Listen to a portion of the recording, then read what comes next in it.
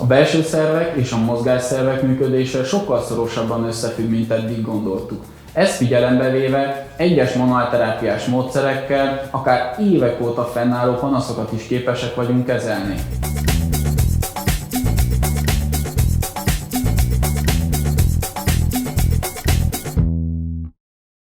Sziasztok! Olosz József vagyok, a Sherlock Leab gyógytornász manuálterapeutája.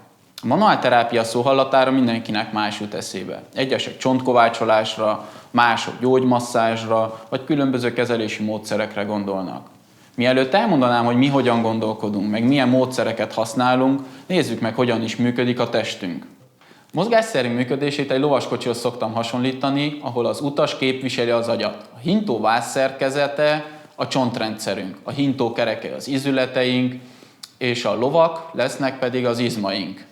Ebben az analógiában a faszciát a fogatos fogja jelképezni. A fogatos végzi a lovak közvetlen irányítását és figyeli az úton lévő akadályokat. És ezekről az akadályokról az agyunk mit sem tud.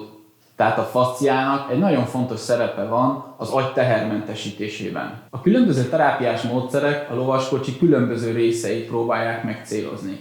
Egyes módszerek, például a Mulligan, ortopédia manuálterápiák, McKenzie az izületi oldalról közelítik meg a problémát.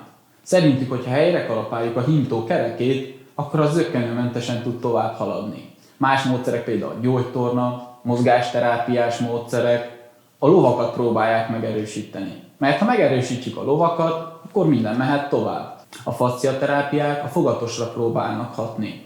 Mert hogyha a fogatos megfelelően végzi a munkáját, akkor a lovak sem terhelődnek túl, és a hintó vászszerkezetében sem lesz sérülés.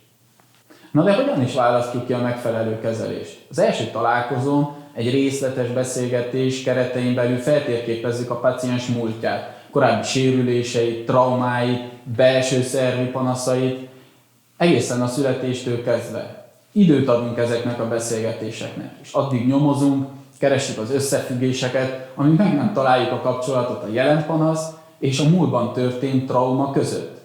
Hiszünk abban, hogy nem csak a tüneteket kell kezelni, hanem megtalálni azok valódi okát, és ezek esetenként távol eshetnek a panasztól. Például egy gyerekkorban történt vakbélműtét évekkel később akár nyak vagy térfájdalmat is okozhat. Széleskörű módszertannal rendelkezünk, különböző módszereket ötvözünk, az szerint, hogy kinek mire van szüksége, de az esetek többségében Stecco-féle faszcia manipulációt alkalmazzuk, mert krónikus fájdalmakra és belső szervi problémák kezelésére szakosodtunk. A Stecco módszer egy manuálterápiás eljárás, ami a faszciát célozza meg. A faszcia egy kötőszövet, amivel a mindennapokban találkozhatunk. A konyhában vagy a hentesnél. Ha megnézzünk egy csirkecombot, láthatjuk, hogy a bőr alatt van egy vékony, fehér hártya.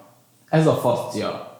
Ez beborítja az egész testünket, de nem csak egy burokként szolgál, hanem körbeül izmainkat, csontjainkat, idegeinket, sőt még a belső szerveink felfüggesztését is biztosítja.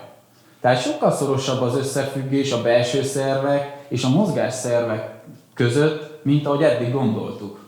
Ahogy láthatjuk, a faszcia megfelelő működése kulcsfontosságú, amelynek alapfeltétele a szöveti csúszás, és ezt a saját maga által termelt hialuron segítségével biztosítja. Sérülés esetén viszont a faszcia elveszíti ezt a csúszási képességét, és az egész test területén rejtett feszülések alakulnak ki, amik később a panaszok megjelenéséhez vezetnek. A letapadt faszcia nem csak ultrahang segítségével lokalizálható, hanem egy képzett terapeuta a kezével is ki tudja azokat tapintani. Kezelés során egy masszázshoz hasonló dörzsölő mozdulattal hő hatására egy gyulladást hozunk létre a szövetbe, amivel helyreállítjuk a hialuron minőségét és mennyiségét, és ezáltal a szöveti csúszást. A vizsgálatnak és a kezelésnek az a lényege, hogy megtaláljuk ezeket a rejtett feszüléseket egy hálózatelmélet segítségével. Figyelembe véve a páciens kortörténetét, korábbi traumáit, mozgáskorlátozottságait, és így egy valóban egyénre szabott terápiát tudjunk kialakítani.